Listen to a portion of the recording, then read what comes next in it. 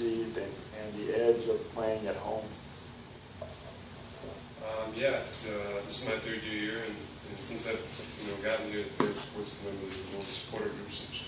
There's a couple of them here at the press conference right now, so they care so much about the team. And I think our last game of the regular season against the Cosmos, I think they brought it to a new level. It's probably the most exciting game I've been around, even though I didn't play in it, but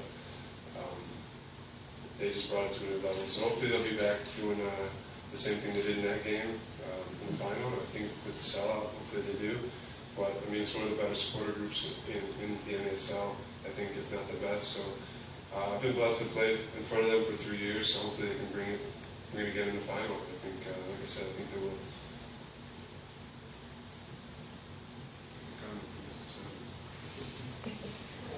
Any last questions before we formally conclude this part and move on to the one-on-one interviews and just the end of this event?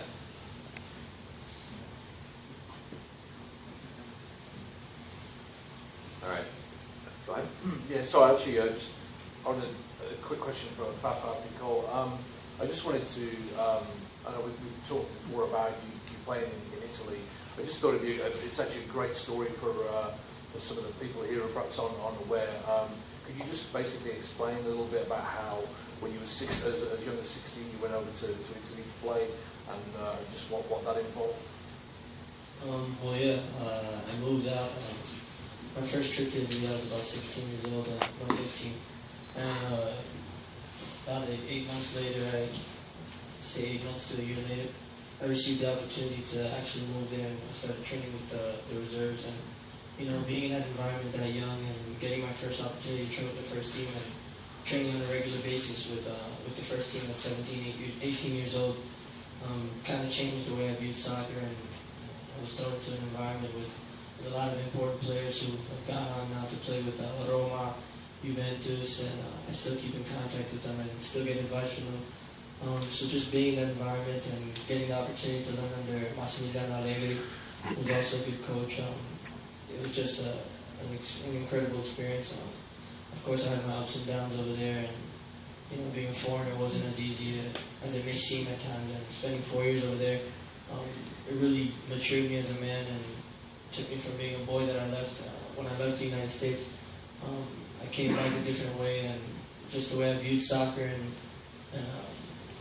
the sport and everything that comes with it, I view it a completely different way now. And it did keep me ambitious, and I still have great ambitions in this game. So yeah, it was a great experience with all the goods and all the bads in it. So yeah, I encourage anybody who has the opportunity, if they do, go ahead for it. So. We do have one final question for that. Fafa, you won the championship with Tampa Bay in North American Soccer, the Soccer Bowl before. This is obviously your second trip here.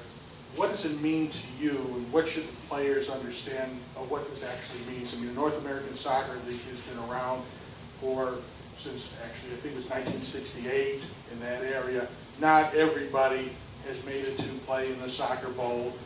Strikers have been there a couple times before. My Sting has won the North American Soccer League championship back in the 80s. But the players playing this tomorrow, you're going to be experiencing something you may never experience again.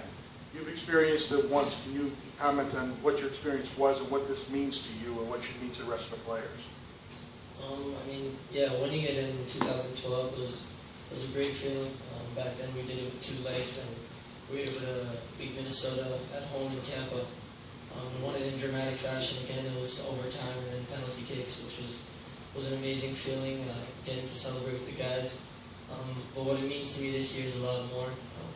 This year, if we can win it, would be probably 10 times more special. Just through everything we've been through as a team this year, through the long trips and just everything from day to day. I can say honestly that I love all of my teammates, not just as teammates. It's the first time I've ever had the chance to really experience that. I love them all as brothers. We hang out on and off the field. We fight. We get along. We argue. We dance. We're really like a family. I mean, and in a family, you see you're going to argue. You're going to have problems in a family, and you're also going to love. And at the end of the day, I know all of my teammates have my back, and I have their back, whether it's on the field or off the field.